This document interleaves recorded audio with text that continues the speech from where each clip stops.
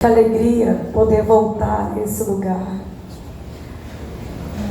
Aproveitando que você já está de pé, eu gostaria que você abrisse sua Bíblia no livro de Mateus, Evangelho segundo escreveu Mateus, capítulo 15, versículo 21 e 22. Enquanto você procura, eu quero externar a Deus aqui os meus agradecimentos pela confiança do convite. Ana Flávia foi a intermediária e a minha família, que fez uma força-tarefa para me acompanhar. Ela me ligou e falou: tá chegando? Eu falei: tô, eu vou atrasar um pouquinho que eu tô levando caravana, mas não consegui chegar com a caravana aqui ainda não, a gente vê as prestações, mas veio meu pai, meu marido, minha mãe, minhas filhas. Pedrinho tá aí? Não, né? Pedrinho machucou o joelho mais cedo. Mas eu louvo a Deus pela vida deles. E depois que vocês sentarem, eu quero também fazer mais algumas considerações. Mateus capítulo 15, versículo 21 e 22 diz assim: E partindo Jesus dali, foi para as partes de Tiro e Sidom. E eis que uma mulher cananeia, que saíra daquelas cercanias, clamou dizendo: Senhor, filho de Davi, tem misericórdia de mim, porque a minha filha está miseravelmente endemoniada. A irmã já orou, está abençoado. Você pode sentar no seu lugar glorificando o Senhor, toda a reverência, aleluia, porque esse não é outro. Eu achei por bem que vocês se assentassem, porque a lista de gratidão é um pouco grande. E pode ser que alguns de vocês iriam se cansar. Principalmente você que não conhece parte da história. Mas esse lugar foi palco de um dos cenários mais difíceis da minha vida. E hoje eu achei que seria mais normal a minha vinda para esse lugar. Mas desde a hora que eu cheguei, cada banco, cada janela dessa, com exceção da cortina que é cinza, porque na época era vermelha, mas cada canto desse lugar tem uma história. Existem lugares nesse chão aí que foram marcados por lágrimas. E aqui o Senhor me deu uma família que me acolheu de uma forma tão linda. Não apenas a minha, mas a minha família, meu pai, a minha mãe. E eu queria mencionar um pouco essas pessoas, começando pela pastora Terezinha, que é uma santa mulher de Deus. Como essa mulher nos ensina como exemplo dela. Eu olhava lá, como é que ela dá conta de uma rotina dessa? E ainda assim, todos dias eu estava aqui de madrugada orando aqui no templo. Não sei se ainda continua por conta da rotina dela de hoje, mas na época era assim. Nara, ixi, tantas pessoas em Holanda, né? A Laila, eu só não surtei, eu acho que eu só não, porque Deus me deu ela como um escape.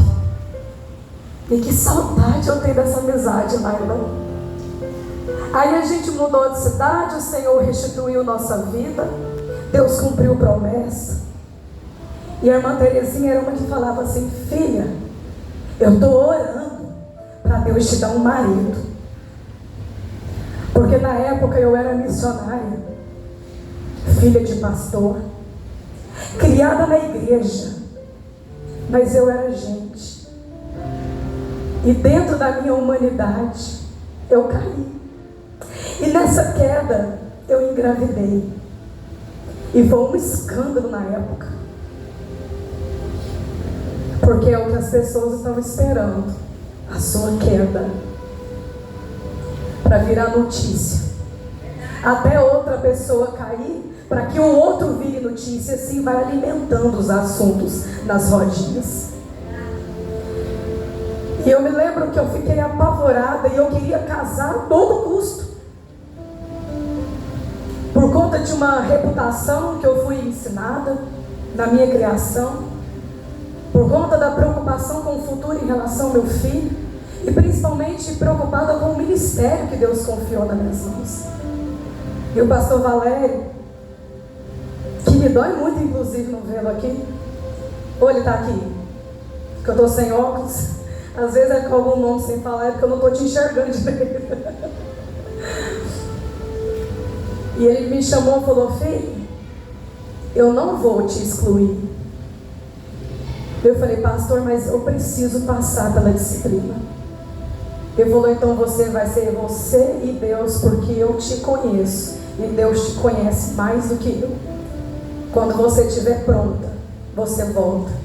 Fiquei alguns meses afastada das atividades ministeriais, e o dia que Deus usou um outro grande homem de Deus, pastor José Costa, foi na minha casa, eu com muita vergonha, não saía praticamente do quarto, e ele falou uma palavra muito forte para mim naquele dia, de muito confronto. E daquele dia o Senhor me restaurou. Porque o problema das nossas igrejas hoje, que muitas pessoas estão morrendo espiritualmente, porque no momento em que elas precisam ser confrontadas, elas são consoladas. Aí não trata a ferida, não trata o pecado. E aí quando é fé, a carne vence o espírito. E aí a gente fica como sepulcros caiados, lindos por fora, mas por dentro só Deus é que sabe. E ele chegou lá em casa um dia, o pastor José Costa falou assim: Deus manda te perguntar, Ana Paula, quando é que você vai deixar de ser tão orgulhosa? Eu falei: eu orgulhosa? Que orgulho que eu tenho, irmão, não sobrou nada de mim. Foi isso aí mesmo. A autocomiseração também é uma forma de orgulho. Porque se Deus, que é santo, Ele já te perdoou, por que você ainda não se perdoou? Você é melhor do que Deus? E naquele momento eu dei aquele choque de realidade. Falei: já durou tempo suficiente, está na hora de voltar. Porque na minha vida sempre teve uma frase muito forte. Na frase não é uma frase motivacional, é um versículo da Bíblia, que está lá em Neemias, que diz assim: eu estou envolvida numa grande obra e eu não posso parar. E vim para cá, continuei servindo a Deus. O meu filho foi apresentado nesse altar. Eu, o meu pai e o pastor Valério. Eu tenho essa foto até hoje. E de fato, Deus ouviu as orações da pastora Terezinha, junto com a da minha mãe. Eram duas que pagavam preço por minha vida nessa área. E Deus me deu um marido, gente. Marido não, Ele me deu um pastor, que me pastoreia 24 horas por dia. Olha só, aí nem se não quiser, não tem jeito, tem que ser crente. Fica de pé, meu bem. Todo mundo te vê o tamanho da bênção que Deus me deu. Pastor Verlane, homem que Deus usa tremendamente na palavra, na cura, na libertação, que adotou meu filho. Meu filho não tem padrasto, ele tem um pai. Um menino que olha para ele e fala: pai, eu quero ser como o Senhor quando eu crescer. E junto com ele, ele me deu a Duda, e veio a Isabelinha depois. E na minha vida se cumpriu a palavra que está em Salmos. Ele faz da estéril, da solitária, uma alegre mãe de filhos. Estamos casados há 10 anos. Já pastoreamos, pode sentar, amor, obrigada. Já pastoreamos 2 igrejas. Estamos hoje servindo a Deus na itinerância, quando dá, né? Porque agora a gente resolveu ser multi-empresarial. Nós começamos alguns empreendimentos aqui em Palmeiras e a gente está tendo muito tempo. E eu estou fazendo faculdade ainda, mas a gente vai conciliando a agenda, porque o ministério sempre foi nossa prioridade. E eu queria agradecer a paciência dos irmãos, mas eu precisava testemunhar essa parte da minha vida, porque senão eu acho que eu não conseguiria nem pregar. Eu precisava dizer isso, pastora, obrigada. E saiba que nós estamos orando por vocês. Amém.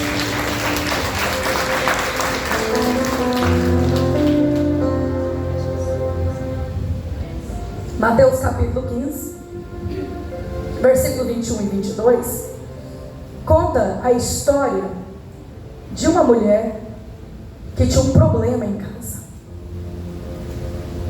E eu desnudei um pouco da minha vida pessoal para vocês aqui.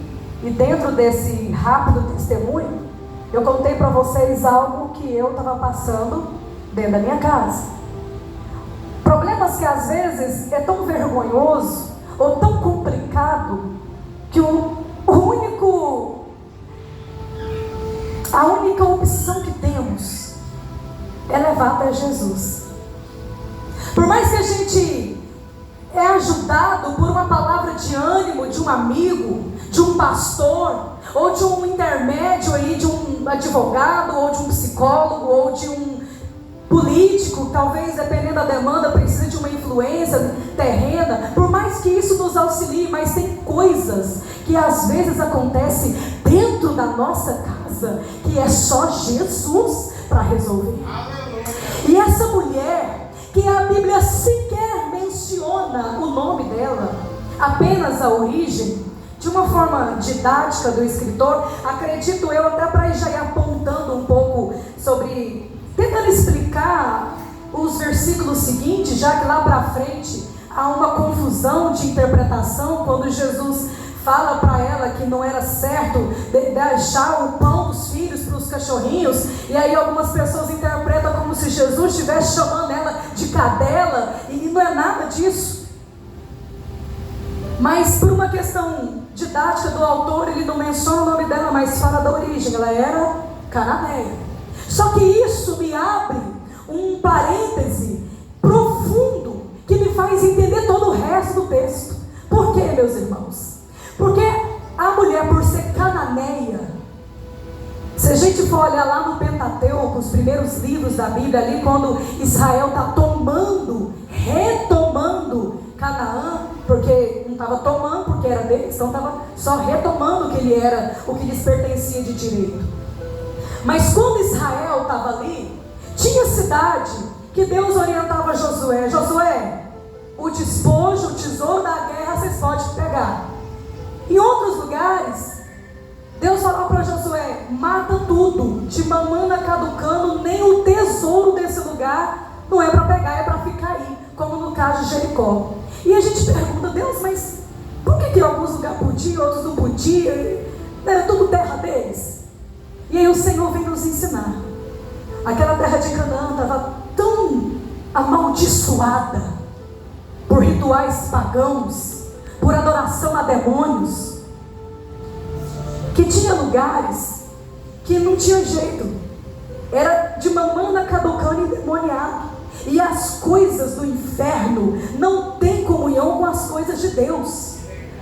E é por isso que tinha lugar que fala: nem o tesouro Deus não quer, ele não poupa ninguém.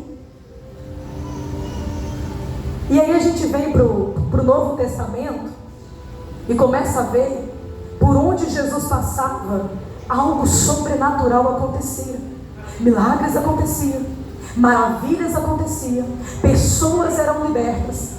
Mas no Antigo Testamento é muito pouco mencionado sobre os demônios, sobre as atuações diabólicas. Será que eles não existiam? Será que veio existir depois que Jesus veio à terra?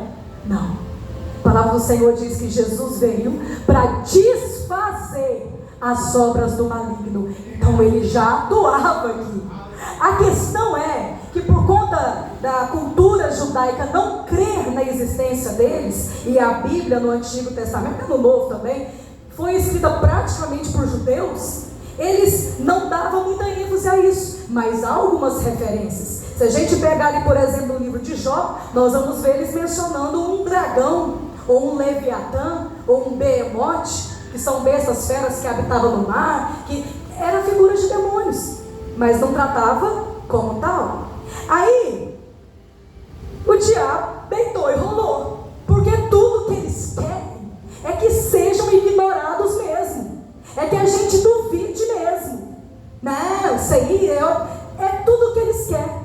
Porque quanto mais a gente ignora a atuação demoníaca, quanto mais a gente não entende, não conhece, mais à vontade eles podem trabalhar. Porque quando Jesus vem à terra, aonde ele passava, brotava demônio para tudo que era lado. Por quê? Porque aonde a luz chega, as trevas têm que sair. Então não é que não tinha, é porque estava lá muito bem alojado, confortavelmente, atormentando as pessoas. E naquela época, até Jesus voltar, escute isso, que você vai descobrir o tamanho do poder que você tem. Eu falo você como igreja. Antes de Jesus, não tinha o que fazer. Uma pessoa endemoniada era endemoniada até morrer. Não tinha exorcismo, não tinha o que fazer, gente. Não tinha essa autoridade, o Espírito Santo não tinha descido, não tinha revestido a igreja. Jesus não tinha dado autoridade para expulsar no nome dele. Então não tinha o que fazer. Era um caso perdido. O que eles faziam? O que fazia com o gadareno, o que fizeram com o gadareno? Acorrentava e deixava lá para morrer numa ilha deserta qualquer. Ou no caso dessa menina, quem garante que não estava ali presa em correntes? Porque a mãe nunca sabia como é que ia ser aquele dia. Será que a minha filha vai passar o dia inteiro sã? Ou será que ela vai passar mal? Não é assim que o povo fala? Já os crentes falam, vamos orar para minha tia que ela está passando mal. E a gente vai iludido achando que é uma dor de estômago. Chega lá, meu irmão, Deus é mais. Aquela mãe não tinha sossego, gente. A Bíblia não diz a idade dessa menina, se era criança, se era adolescente, se era jovem. Mas eu creio que essa mulher não tinha vida social. Não podia nem passear, porque sabe lá, se o demônio ia resolver pegar no meio da rua, rasgar as vestes, sair batendo, atacando os outros. A gente não sabe como é que era essa atuação aqui na vida dela. Mas fato é que isso era um fardo para aquela mãe. E se a gente trouxer isso para os dias de hoje, é o mesmo que você conviver com alguém que está afundado num vício. É terrível, gente. É terrível você viver com quem é alcoólatra, você conviver com quem é viciado em drogas, viciado em jogo, com quem tem vício em xingar, em gritar, pessoas iracundas. Você nunca sabe. Meu Deus, se eu falar que cortou a água, o que vai ser de mim? Será que eu vou apanhar? Tem que preparar um ambiente para conversar com o bonito, porque não sabe, né? Você está capa virada, você está... O menino, adolescente, a mãe tem que escolher qual palavra que fala. O pai tem que tomar cuidado, senão é perigoso apanhar. Será que ele acordou estressadinho hoje? Será que ele está mais tranquilo? É terrível você conviver com alguém que está fora do prumo, com alguém que está desequilibrado de algum jeito. E aí, a palavra do Senhor diz aqui no versículo 22,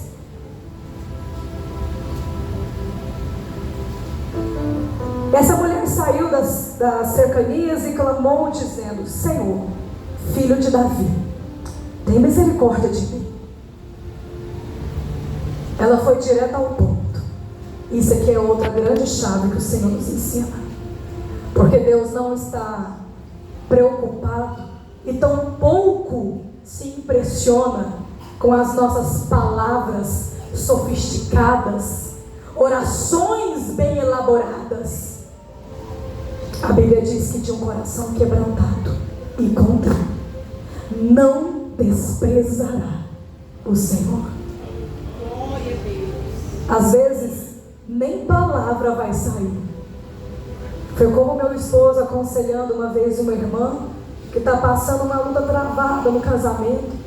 Eu não sei mais, eu não tenho mais nem o que falar.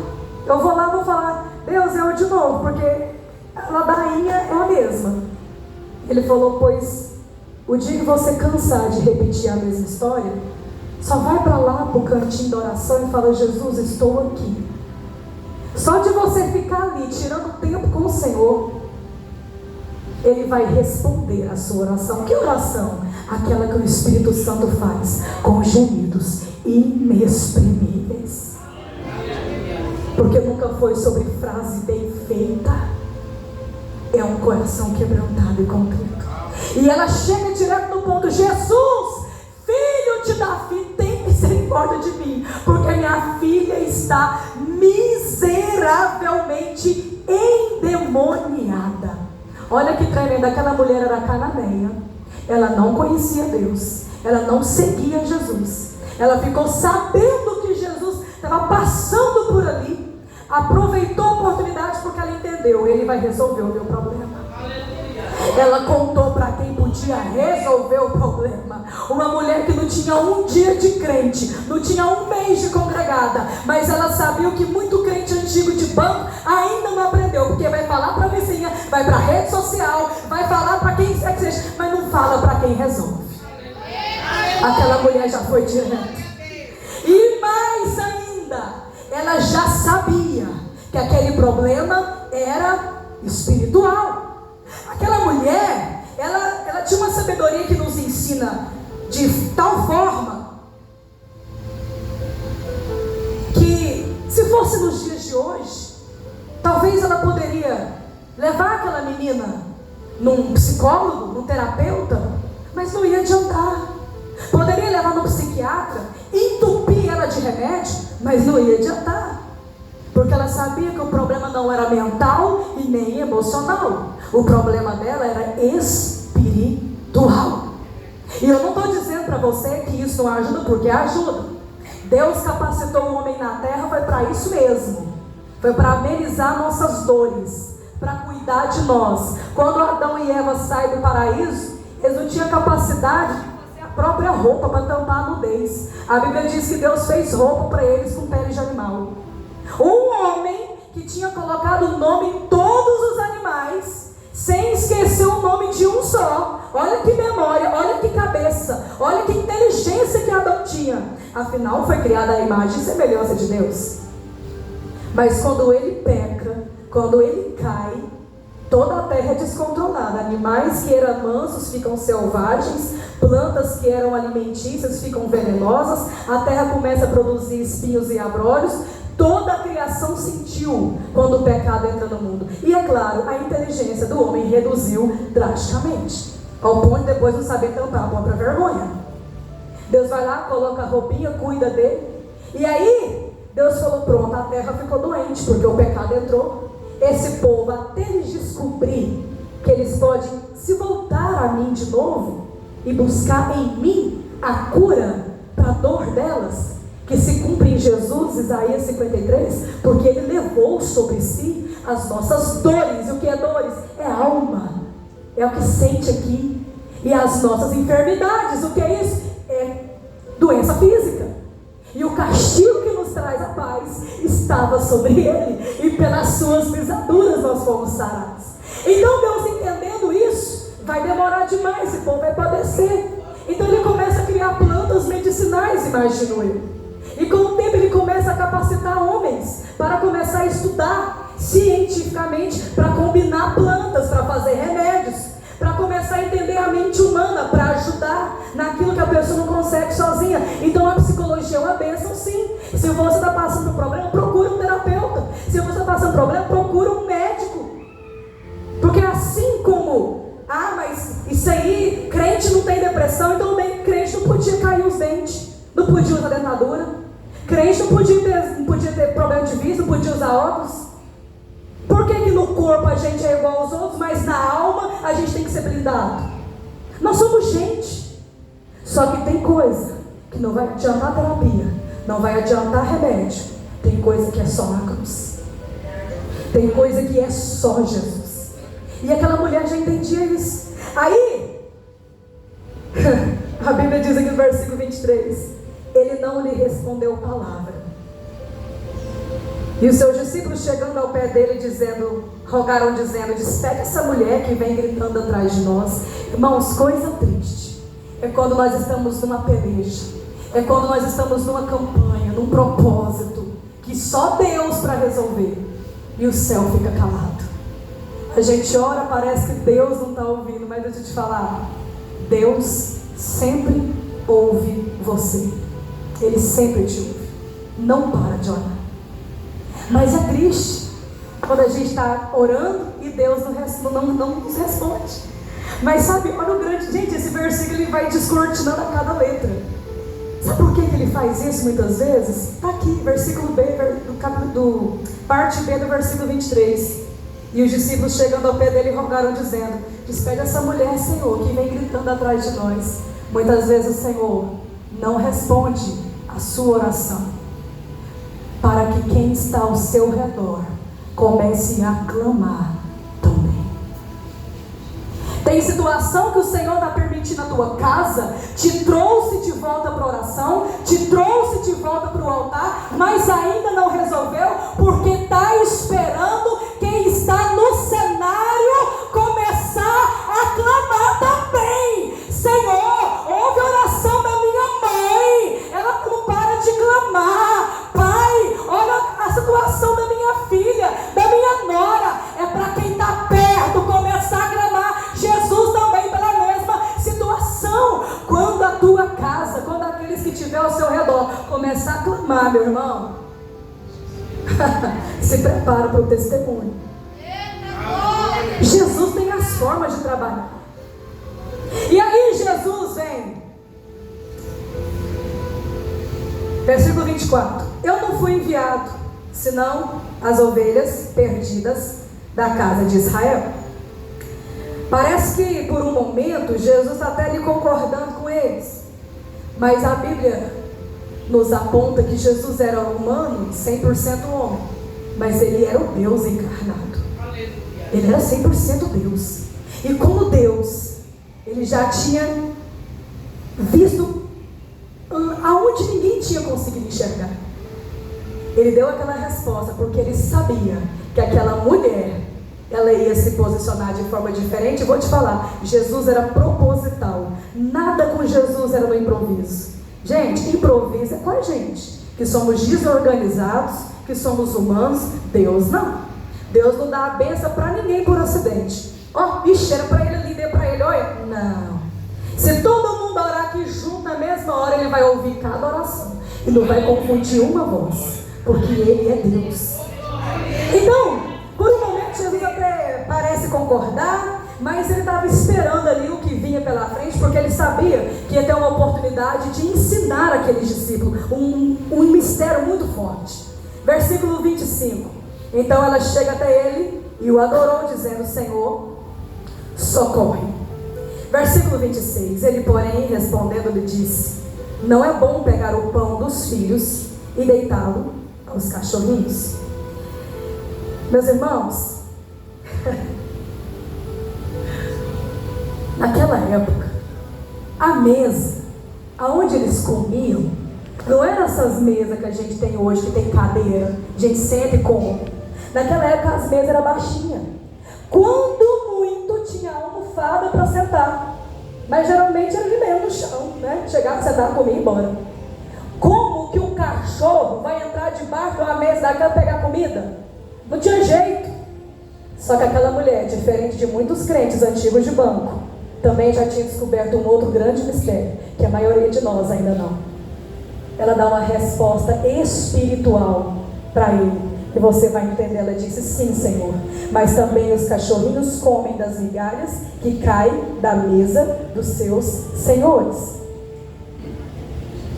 Ela entendeu que essa comida que Jesus se referia não é esse arroz com feijão que a gente come e dá para um cachorro que está ali ansiosamente esperando, né, uma oportunidade. Ela entendeu que Jesus era o pão vivo descido do céu. Senhor, não precisa nem ser uma bênção grande, não. Eu sei, eu sou cananeia, eu nem merecia estar aqui. Pode ser uma bencinha, ser uma migalhinha que sobrar dos crentes, dos filhos, do seu servo, já está bom para mim. Não precisa nem minha filha se tornar uma missionária, não precisa nem minha filha ser uma mulher exemplar. Basta ela ser liberta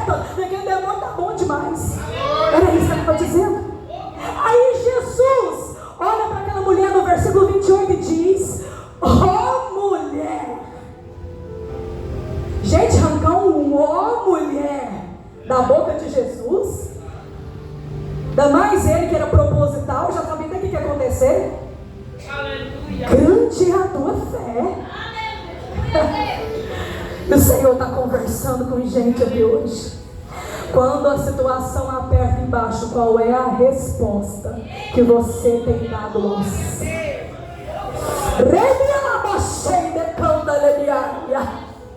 Qual é a tua postura quando Deus permite o dia mau chegar à tua casa? Qual é a resposta que você tem dado a Deus? É murmuração? É questionamento? Por que eu, Senhor? Por que eu, Senhor? Ou aqueles que são mais bem espiritualizados, por que não eu? Não sou melhor do que ninguém. Mas eu tenho uma dica melhor para você. Por que eu? Por que não eu? Começa a partir de hoje. Se for para questionar, questione o Senhor. Não o Senhor, mas a sua alma. Porque te abates, ó minha alma. Espera em Deus, porque eu ainda o louvarei. Ó mulher, grande é a tua fé. Seja feito isso para contigo como tu desejas. E desde aquela hora a sua filha ficou sã. Aí a gente olha um texto assim e fala assim: uai, mas nossa, ia ser tão bonito se o escritor continuasse dizendo, né? E aquela moça casou depois, ficou feliz para sempre, né? Fazer um desfecho, mas desde aquela hora ela não ficou sã. Ela queria era isso mesmo, uma bencinha, né? Uma migalhinha. Não. Foi muito maior do que o registro que está aqui. Aquela menina, desde aquela hora, ficar sã, significou a volta da normalidade para a casa daquela mulher. Já imaginou, irmãos? Aquela mulher vai até Jesus, encontra com Jesus, acontece tudo isso, ela volta para casa, a menina não está quebrando a casa, a menina não está descabelada, fedendo, porque quem está numa situação dessa nem se cuida. A menina está lá banhadinha, cabelinho lavadinho, limpando a casa para a mãe. Ó, milagre, milagre dos grandes. Só quem tem a casa conturbada sabe o valor que é a normalidade. Quem tem a casa em paz não vai nem entender o que eu estou dizendo. Mas você que chegou aqui, que convive com uma tribulação diária na sua vida, ou com uma situação que requer de você uma rotina difícil, por conta de uma enfermidade, por conta de um vício, por conta de uma perturbação, por conta de um ciúme excessivo, por conta de dívidas que vai fazendo uma em cima da outra, aí depois vive apertado porque não sabe o que vai fazer para pagar.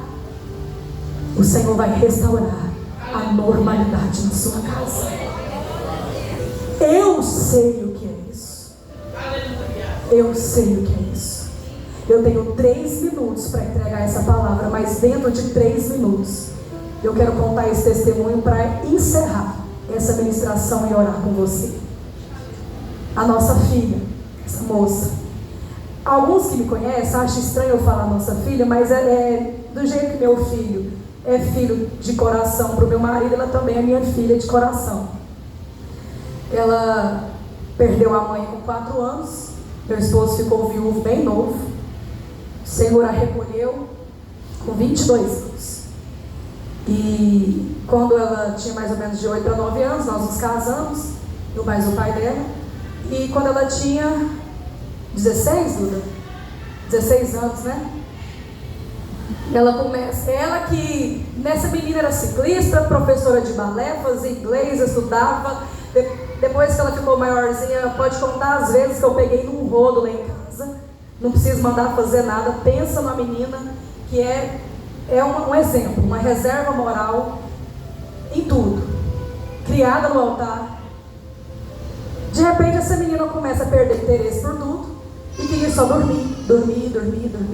Se não tivesse nada para ela deitar, ele deitava no chão purinho e sentia uma dor de cabeça do lado esquerdo aqui e a visão embaçada do olho esquerdo. E a gente, o que a gente fala como uma boa mãe, como um bom pai? Também não larga o celular, fica o dia inteiro nesse celular, aí a cabeçona dói mesmo, o olho dói, tudo dói. E aí, o sono foi preocupando a gente. Foi tudo bem, a cabeça doer e o olho embaçar, pode até ser um problema de vista, por conta, né? Mas, esse sono. E essa menina, é depressão. E vai para o psicólogo, fica sessões inteiras sem falar nada. E aí, naquela devolutiva do psicólogo, a gente conversando, e aí? É claro que eles não contam, né? Porque a gente tem tem a questão da ética do sigilo, né?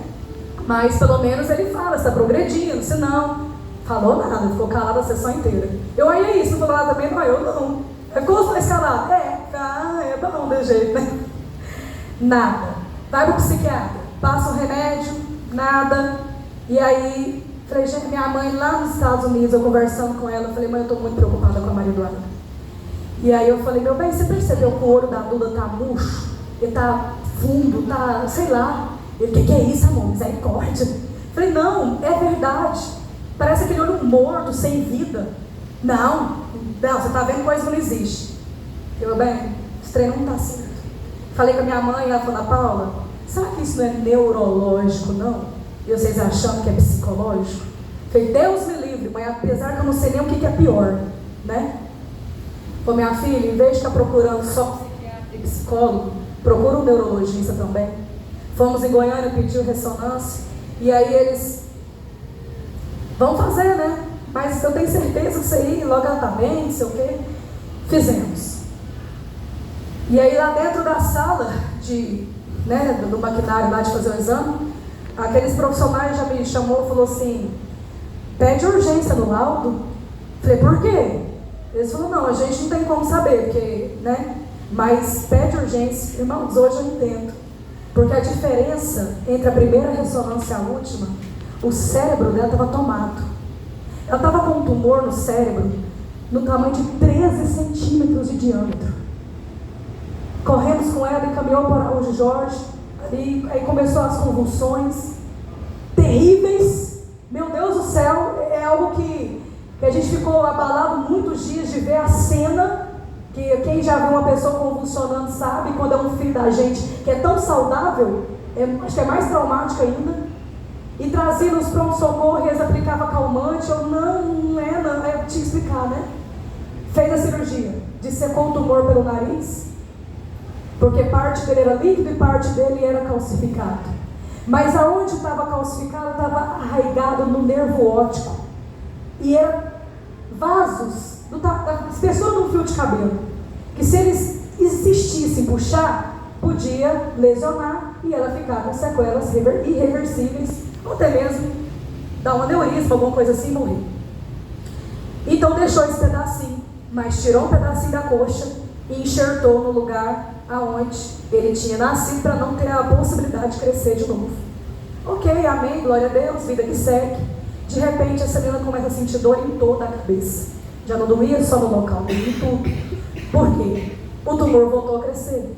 E não tendo lugar de se alojar como na primeira vez, ele derrama na cabeça inteira e causa então uma hidrocefalia.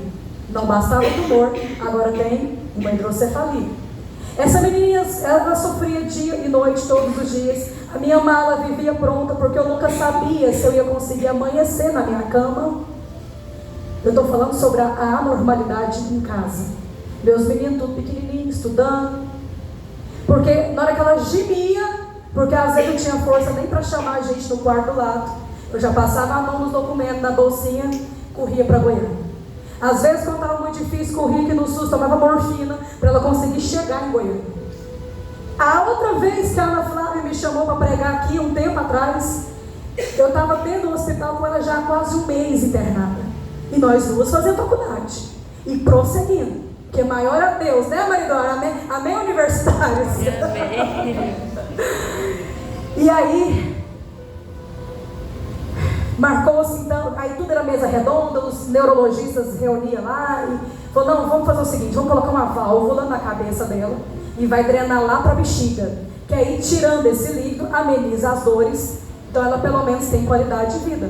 E vamos entrar com radioterapia. Começa a pesquisar, e todas as pesquisas e orientações que nós tivemos dos médicos era: aonde pega uma irradiação, não nasce mais cabelo. Quimioterapia enfraquece, raleia, depois nasce. Rádio não. E eu falo, e era bem aqui em cima, gente. E eu falava para ela, meu Deus, é uma moça. O cabelo dela sempre foi grandão, assim, cacheadão, cabelo pesado. Era o orgulho dela, né? E aí, falei, Duda, vamos rapar a cabeça? Não. Falei, Duda, já vamos começar esse processo agora, aproveitar que não está doendo. Porque eu já tive relatos de quem precisou rapar um processo de quimioterapia, diz que o couro cabeludo fica muito sensível. Então dói quando começa a raspar. Falei, vamos raspar? Não, Deus não vai deixar o meu cabelo cair. Amém. Meu bem, vai lá. Ele falou, se ela falou que o cabelo não vai cair, é porque não vai cair. Amém. Então, estou indo na fé de vocês. Irmãos, olha a cabeça dessa menina. Para quem tem 30 sessões de rádio. Tão fortes, que tinha dia que essa divisa da granitina, do piso do hospital, quando passava a cadeira de roda, porque ela não andava, não tinha força, eu tinha que passar devagarzinho, porque um mínimo movimento fazia ela gemer de dor, de tão forte que era aquele tratamento. Esse é um milagre visível, o cabelo não cair. E aí ela falava, mas eu não quero ficar com essa válvula dentro de mim o resto da vida. Eu vou pra... Aí eu senti, dava pra sentir a mangueira assim, né? Aqui nela assim. Eu não quero. Ela começou a orar, Jesus, tem misericórdia de mim. Filho de Davi, tem misericórdia de mim. E todos os dias o pai dela ia lá e falava, eu te amaldiçoo. Tumor, morra agora. Seque desde a raiz. Eu não te aceito. A minha filha não nasceu com isso. Você está repreendido. Morra! Perca suas forças. Ele não orava por ela, ele falava com problema. Porque orando por ela já tinha muita gente. Irmãos, o Senhor muitas vezes não faz grandes milagres porque a gente não tem coragem de ir para cima do problema. Fica falando, Senhor, me ajuda. E Deus fala, eu já mandei Jesus para isso. Vai você. O Senhor já nos falou que a gente faria obras maiores do que Ele. O problema, meus irmãos, é que a gente, e se não acontecer? Esse sim tem nos privado de tantos milagres, de tantas coisas, testemunhos extraordinários. Deus não vai dar recurso se não começar. Não é, pastor Hugo? Se não começasse a reforma, a revitalização do templo, o Senhor teria mandado recurso? Ele está fazendo assim que não. Se não começar, Deus não manda recurso. Se não começar a declarar, Deus não começa a operar um milagre. Você acha que o céu reage lá em cima. E lá em casa não tinha esse negócio de palavra de derrota, não. Quando alguém por dó, às vezes chegava lá com a maior das boas intenções, tadinha, né? A menina tão nova. Aí ó o que, irmãos? Deus está dando testemunho para ela. Ela está ganhando bagagem. O Senhor está só gerando um testemunho, mas a vitória já é dela. A gente não aceitava, não tinha outra opção. A nossa única opção era, vai ser curada. E aí, um dia, a gente fazendo uma campanha lá em casa, Senhor, despede essa mulher que fica gritando atrás de nós. Aqueles que estavam perto dela, começou a clamar com ela. E numa dessas aí, o meu esposo tem uma visão de um anjo que visitava a cama dela e sugava a enfermidade por uma seringa.